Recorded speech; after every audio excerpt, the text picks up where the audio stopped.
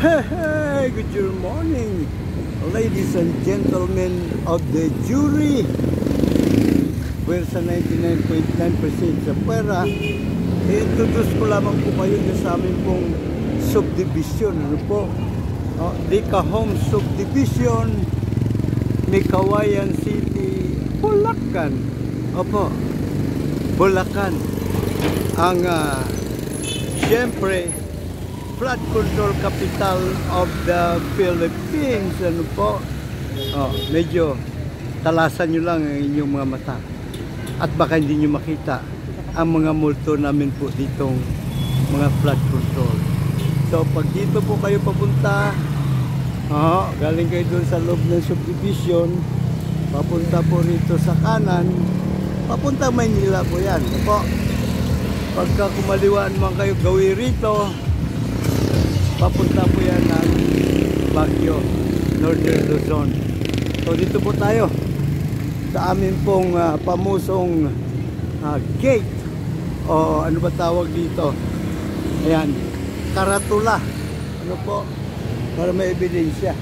Ayan, ito po yung karatula. Welcome to Rica Homes, Mikawayan, Bulacan. At nakita nyo naman, may parol na po tayo rin po. Yan na, bukas na po ang parola. Ito po yung pinaka main road.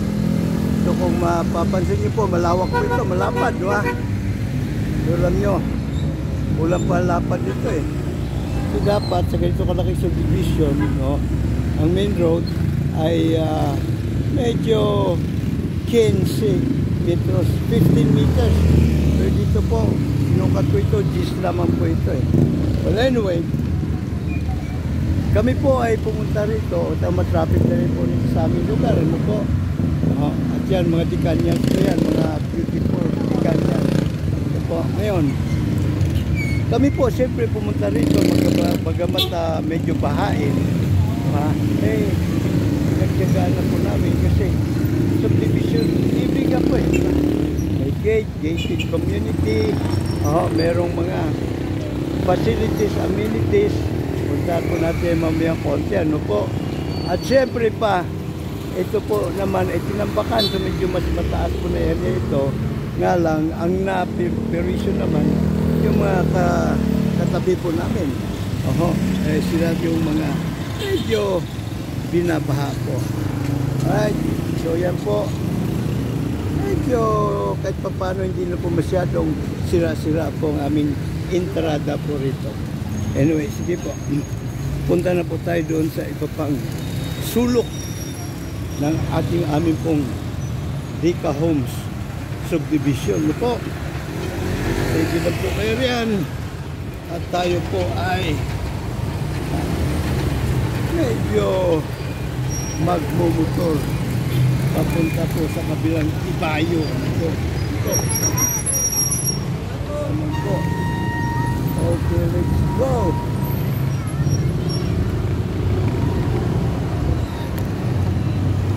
Hey, good morning. Yan po ang aming main road po. Ano po, sinasabi ko sa inyo. Medyo dapat ay 15 meters pero naging 10 meters na lang po.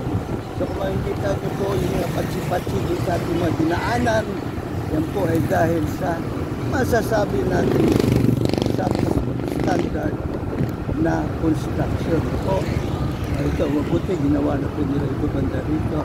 So yan, hindi po, enjoy lang ninyo po ang sightseeing ninyo at tingnan nyo po yung, pansinin nyo po yung sidewalk. May planting area. Ang dapat po yan, planting area ay 1.2 meters. Tapos 1.2 meters naman sidewalk. Pero pansinin nyo po, main road na po yan ha. 50 millimeters naman po ang sidewalk. Ganon din ang planting area.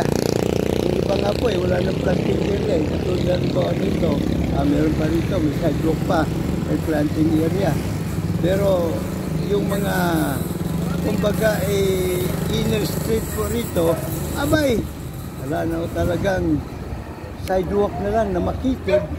Wala naka-planting area. Ano po?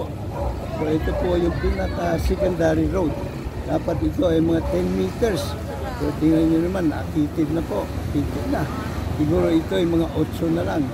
At yung pinakamaliit dapat na 8 metros, abay, ginawa na lamang po nila na 5. O, tinipid po ng gusto para siyempre mas marami po ang mga sellable areas. Ano po?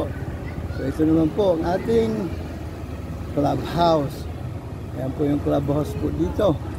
Ano po? Yan. So, medyo maganda-ganda naman po sana. Ano po ang pamumuhay dito kasi may clubhouse. Diba? Kaya nga marami pong nainganyo dito na dito kumuha ng unit. Ano po? So, isinan po natin na ba? Para mapakita ko po sa inyo kung bakit po nainganyo po kami ng aking pamilya na dito po kumuha ng unit, ano po, townhouse. Ano po? Kasi nga, sabi ko na sa inyo, merong clubhouse, ano po, merong ito ba ang meron dito sa amin? Swimming pool. Oh. Sa ngayon po ay medyo nakatira na rito. Mahigit na 3,000 units. Ang kabuuan po nito na estimate, maabot po ng mga 7,000. No po? 7,000 townhouses. No po? So, yan na. Ito po yung clubhouse. Banda po doon, yung swimming pool. At banda naman po ito sa kabila. May basketball court. Aba, may basar pa po pala kami rito. Ano po? May basar. Aba, mukhang feel na po natin yung Christmas dito. Ayan po basketball court natin dito. At dito naman po ang swimming pool. Abay, pinatisin po natin kung ano po meron dito sa ating swimming pool. Merry Christmas!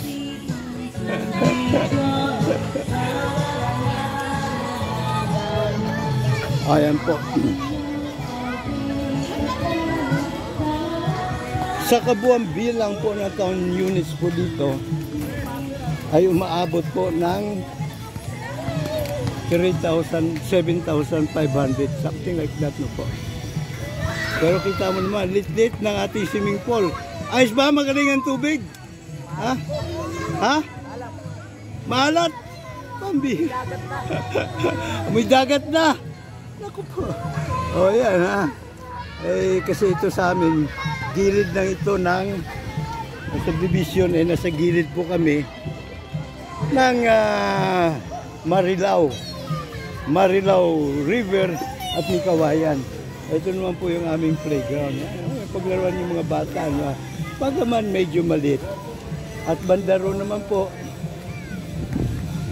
ayan po naman yung sa likod ko, gilid ko, going kaliwa ko.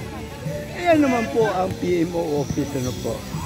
So yun, medyo ginawa na po nila, ni-repair na nila itong basketball court, ano. Kaya medyo kahit papano gumanda-ganda na ang kondisyon. Dati-dati panay bitak-bitak ito. Ang galing ng 3-point shooter noon Okay, so ito po sinasabi kong dahilan kung bakit po kami nainganyo na kumuha ng unit dito. Bagaman medyo bahain. Kaya nga sandamakmak po ang amin ditong flood control project. Nga lang, para mo mahagilap, makita, talasan nyo lang po inyong mga mata. Opo? So, ayun, mukhang ngayon medyo nagkabuhay-buhay na po rito. Kasi nagagamit na namin itong clubhouse. Ano po?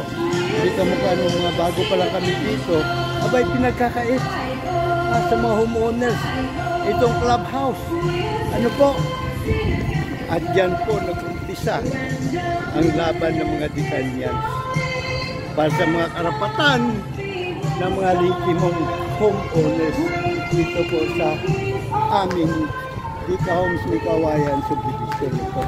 At yan po ang ating pag-uusapan, titilatisin sa susunod na episode. Buhay homeowners dito sa Dica Homes Mikawayan, Bulacan, ano po, na binabartagol, ginawawa ng developer. So hanggang sa susunod na episode, Mr. Juro po, Kilatis Lagarit po lamang inyong lingkod. Paki-like, share. Ito pong ating YouTube Juror Advocacy Channel. Ano po? See you!